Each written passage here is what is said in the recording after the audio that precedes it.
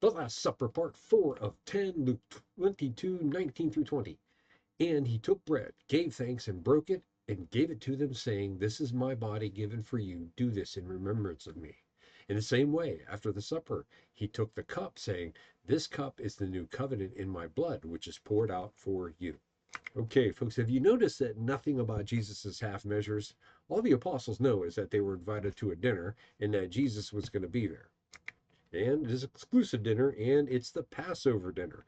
We talked previously that there might have been about 100 different disciples kind of hanging around. How would you know if you were part of the cool kids? Well, you'd be invited to this dinner. But it's not just any dinner, it's the Passover dinner, which Jesus quickly turns into some kind of cannibalism thing. What's up with that? Actually, no, there are two elements to this Last Supper. Jesus sets aside that roasted lambs and those bitter herbs, but he keeps that bread and then he brings this wine into the picture. With what Jesus is about to do, he's about to fulfill the Passover meal. And what he's doing here is he's creating what we call in the Baptist Church a new ordinance, the Last Supper, or we call it the Lord's Supper.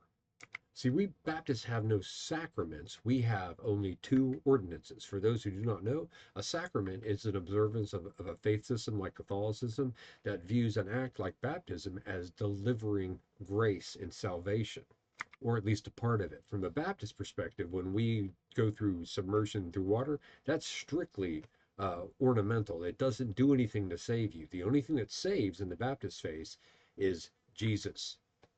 So what is happening here? Here we see Jesus establishing the second of the two Baptist ordinances, the Lord's Supper. The first is believers' baptism, which Jesus previously modeled at the beginning of his earthly ministry in Luke 3.